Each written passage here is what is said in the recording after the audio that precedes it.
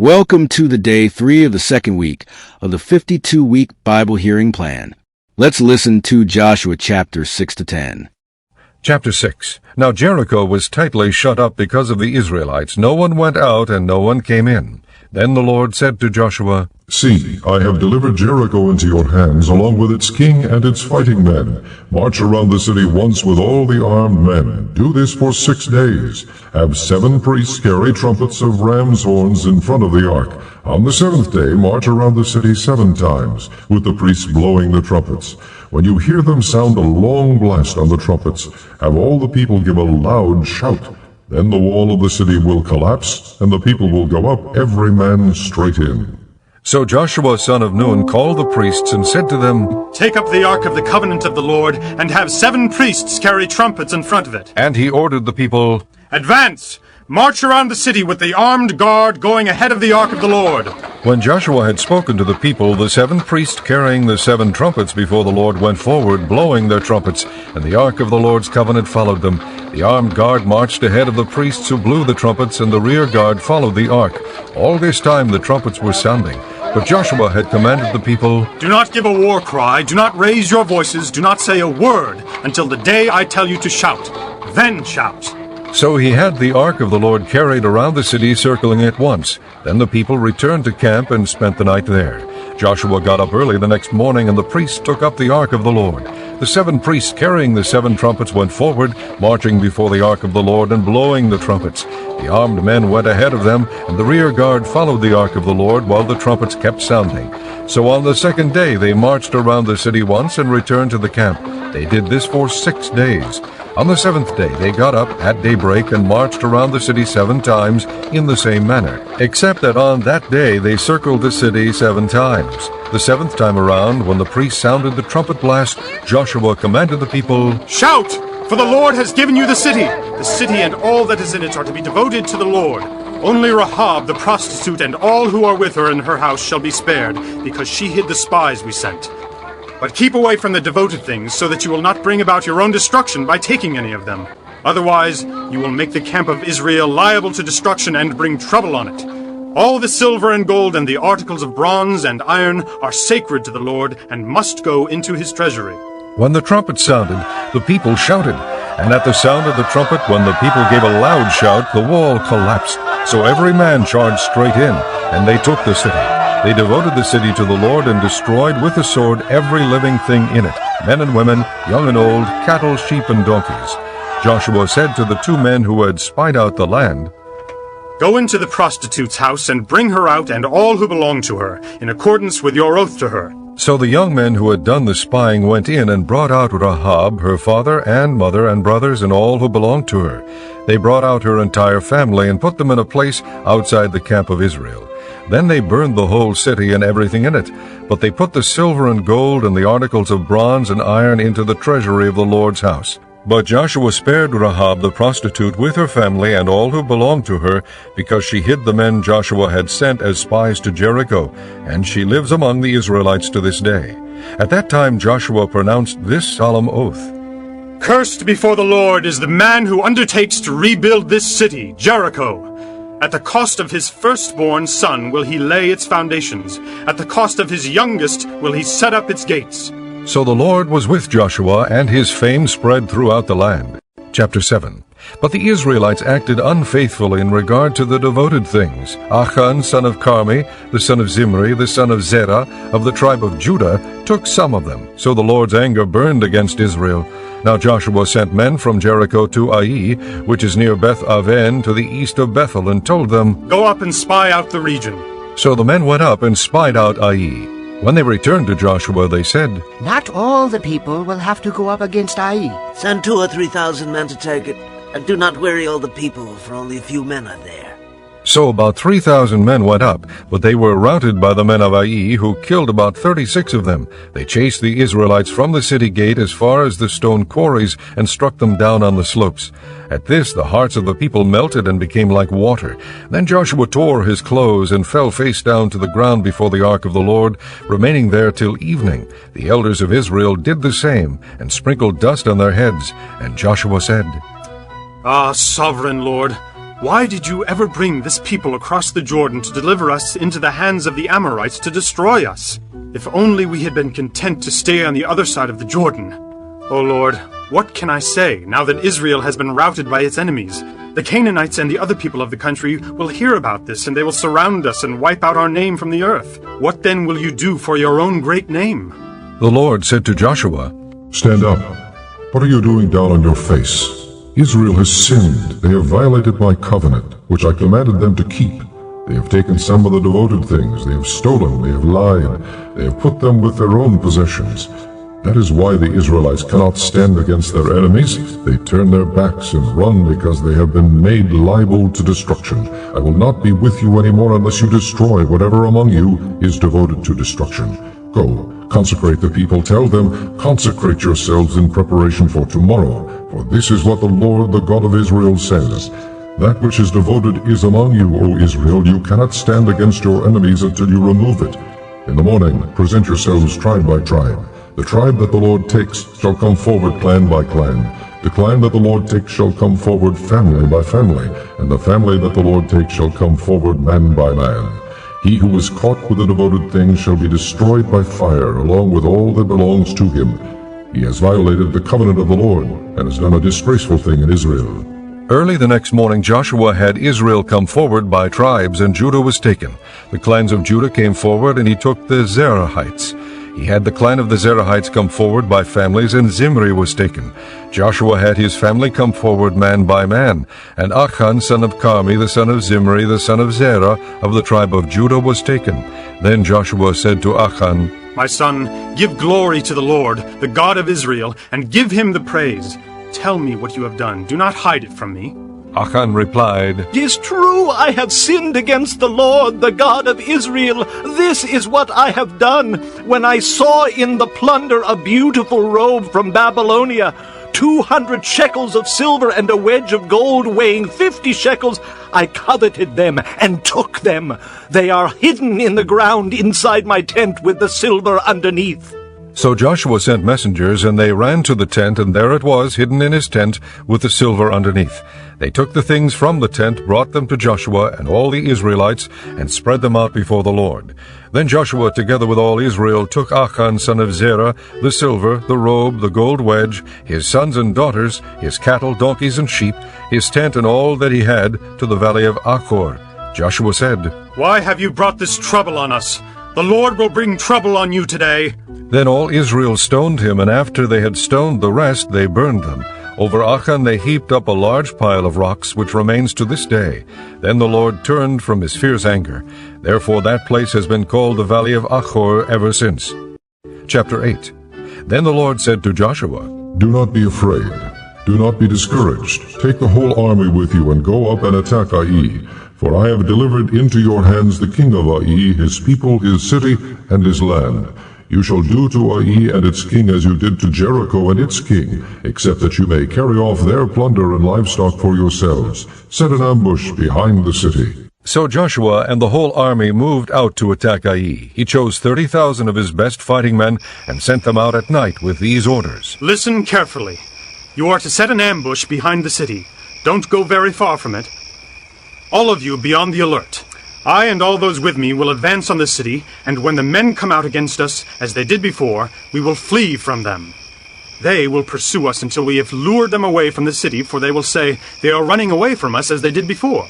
So when we flee from them, you are to rise up from ambush and take the city. The Lord your God will give it into your hand. When you have taken the city, set it on fire. Do what the Lord has commanded. See to it. You have my orders. Then Joshua sent them off, and they went to the place of ambush and lay in wait between Bethel and Ai, to the west of Ai, where Joshua spent that night with the people. Early the next morning Joshua mustered his men, and he and the leaders of Israel marched before them to Ai. The entire force that was with him marched up and approached the city and arrived in front of it. They set up camp north of Ai, with the valley between them and the city. Joshua had taken about 5,000 men and set them in ambush between Bethel and Ai to the west of the city. They had the soldiers take up their positions, all those in the camp to the north of the city, and the ambush to the west of it. That night Joshua went into the valley. When the king of Ai saw this, he and all the men of the city hurried out early in the morning to meet Israel in battle at a certain place overlooking the Arabah. but he did not know that an ambush had been set against him behind the city. Joshua and all Israel let themselves be driven back before them, and they fled toward the desert. All the men of Ai were called to pursue them, and they pursued Joshua, and were lured away from the city. Not a man remained in Ai or Bethel who did not go after Israel. They left the city open, and went in pursuit of Israel. Then the Lord said to Joshua, Hold out toward Ai the javelin that is in your hand, for into your hand I will deliver the city. So Joshua held out his javelin toward Ai. As soon as he did this, the men in the ambush rose quickly from their position and rushed forward. They entered the city and captured it and quickly set it on fire. The men of Ai looked back and saw the smoke of the city rising against the sky, but they had no chance to escape in any direction, for the Israelites who had been fleeing toward the desert had turned back against their pursuers. For when Joshua and all Israel saw that the ambush had taken the city, and that smoke was going up from the city, they turned around and attacked the men of Ai. The men of the ambush also came out of the city against them, so that they were caught in the middle, with Israelites on both sides. Israel cut them down, leaving them neither survivors nor fugitives, but they took the king of Ai alive and brought him to Joshua. When Israel had finished killing all the men of Ai in the fields and in the desert where they had chased them, and when every one of them had been put to the sword, all the Israelites returned to Ai and killed those who were in it. 12,000 men and women fell that day, all the people of Ai. For Joshua did not draw back the hand that held out his javelin until he had destroyed all who lived in Ai. But Israel did carry off for themselves the livestock and plunder of this city, as the Lord had instructed Joshua. So Joshua burned Ai and made it a permanent heap of ruins, a desolate place to this day. He hung the king of Ai on a tree and left him there until evening. At sunset, Joshua ordered them to take his body from the tree and throw it down at the entrance of the city gate, and they raised a large pile of rocks over it, which remains to this day. Then Joshua built on Mount Ebal an altar to the Lord, the God of Israel, as Moses, the servant of the Lord, had commanded the Israelites. He built it according to what is written in the book of the law of Moses, an altar of uncut stones, on which no iron tool had been used. On it they offered to the Lord burnt offerings and sacrificed fellowship offerings. There in the presence of the Israelites, Joshua copied on stones the law of Moses, which he had written. All Israel, aliens and citizens alike, with their elders, officials, and judges, were standing on both sides of the Ark of the Covenant of the Lord, facing those who carried it, the priests, who were Levites. Half of the people stood in front of Mount Gerizim, and half of them in front of Mount Ebal, as Moses, the servant of the Lord, had formerly commanded when he gave instructions to bless the people of Israel. Afterward Joshua read all the words of the law, the blessings and the curses, just as it is written in the book of the law. There was not a word of all that Moses had commanded that Joshua did not read to the whole assembly of Israel, including the women and children and the aliens who lived among them. Chapter 9. Now when all the kings west of the Jordan heard about these things, those in the hill country, in the western foothills, and along the entire coast of the Great Sea as far as Lebanon, the kings of the Hittites, Amorites, Canaanites, Perizzites, Hivites, and Jebusites, they came together to make war against Joshua and Israel. However, when the people of Gibeon heard what Joshua had done to Jericho and Ai, they resorted to a ruse. They went as a delegation whose donkeys were loaded with worn-out sacks and old wineskins cracked and mended. The men put worn and patched sandals on their feet and wore old clothes. All the bread of their food supply was dry and moldy. Then they went to Joshua in the camp at Gilgal and said to him and the men of Israel, "We have come from a distant country. Make a treaty with us." The men of Israel said to the Hivites, "But perhaps you live near us. How then can we make a treaty with you?" We are your servants. They said to Joshua. But Joshua asked, Who are you and where do you come from? They answered, "Your servants have come from a very distant country because of the fame of the Lord your God." For we have heard reports of him, all that he did in Egypt, and all that he did to the 2 kings of the Amorites east of the Jordan, Sihon king of Heshbon, and Og king of Bashan, who reigned in Ashtaroth. And our elders and all those living in our country said to us, "Take provisions for your journey, go and meet them and say to them, 'We are your servants, make a treaty with us.'" This bread of ours was warm when we packed it at home on the day we left to come to you. But now see how dry and moldy it is. And these wineskins that we filled were new, but see how cracked they are, and our clothes and sandals are worn out. Very long journey. The men of Israel sampled their provisions, but did not inquire of the Lord. Then Joshua made a treaty of peace with them to let them live, and the leaders of the assembly ratified it by oath. 3 days after they made the treaty with the Gibeonites, the Israelites heard that they were neighbors living near them. So the Israelites set out, and on the 3rd day came to their cities, Gibeon, Kephirah, Beeroth, and Kiriath-Jearim. But the Israelites did not attack them, because the leaders of the assembly had sworn an oath to them by the Lord, the God of Israel. The whole assembly grumbled against the leaders, but all the leaders answered, We have given them our oath by the Lord, the God of Israel, and we cannot touch them now. This is what we will do to them. We will let them live, so that wrath will not fall on us for breaking the oath we swore to them. They continued, Let them live, but let them be woodcutters and water carriers for the entire community. So the leaders' promise to them was kept. Then Joshua summoned the Gibeonites and said, Why did you deceive us by saying, We live a long way from you, while actually you live near us? You are now under a curse. You will never cease to serve as woodcutters and water carriers for the house of my God. They answered Joshua, Your servants were clearly told how the Lord your God had commanded his servant Moses to give you the whole land and to wipe out all its inhabitants from before you. So we feared for our lives because of you, and that is why we did this. We are now in your hands. Do to us whatever seems good and right to you. So Joshua saved them from the Israelites, and they did not kill them. That day he made the Gibeonites woodcutters and water carriers for the community, and for the altar of the Lord at the place the Lord would choose. And that is what they are to this day. Chapter 10. Now Adonai-Zedek, king of Jerusalem, heard that Joshua had taken Ai and totally destroyed it, doing to Ai and its king as he had done to Jericho and its king, and that the people of Gibeon had made a treaty of peace with Israel and were living near them. He and his people were very much alarmed at this, because Gibeon was an important city, like one of the royal cities. It was larger than Ai, and all its men were good fighters. So Adonai-Zedek, king of Jerusalem, appealed to Hoham, king of Hebron, Piram, king of Jarmuth, Japhia, king of Lachish, and Debir, king of Eglon. Come up and help me attack Gibeon, He said. because it has made peace with Joshua and the Israelites. Then the 5 kings of the Amorites, the kings of Jerusalem, Hebron, Jarmuth, Lachish, and Eglon, joined forces. They moved up with all their troops and took up positions against Gibeon and attacked it. The Gibeonites then sent word to Joshua in the camp at Gilgal, Do not abandon your servants. Come up to us quickly and save us. Help us, because all the Amorite kings from the hill country have joined forces against us. So Joshua marched up from Gilgal with his entire army, including all the best fighting men. The Lord said to Joshua, Do not be afraid of them. I have given them into your hand. Not one of them will be able to withstand you. After an all-night march from Gilgal, Joshua took them by surprise. The Lord threw them into confusion before Israel, who defeated them in a great victory at Gibeon. Israel pursued them along the road going up to Beth-horon, and cut them down all the way to Azekah and Makkedah.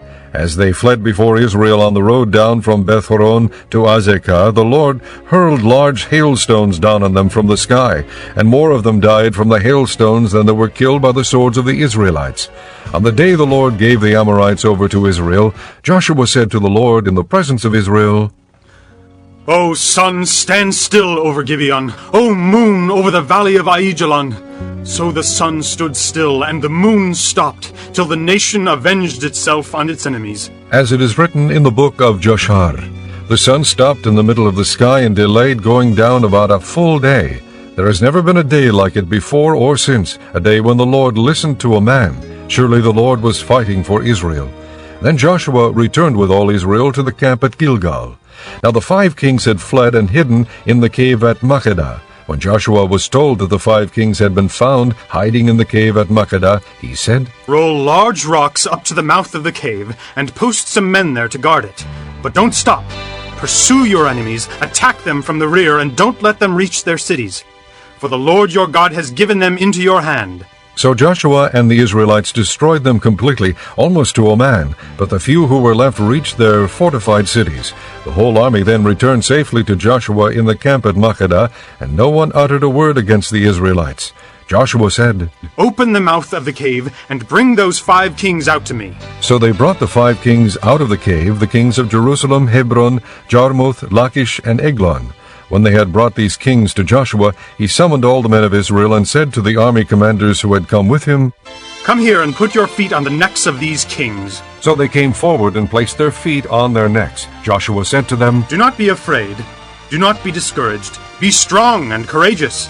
This is what the Lord will do to all the enemies you are going to fight. Then Joshua struck and killed the kings and hung them on 5 trees, and they were left hanging on the trees until evening.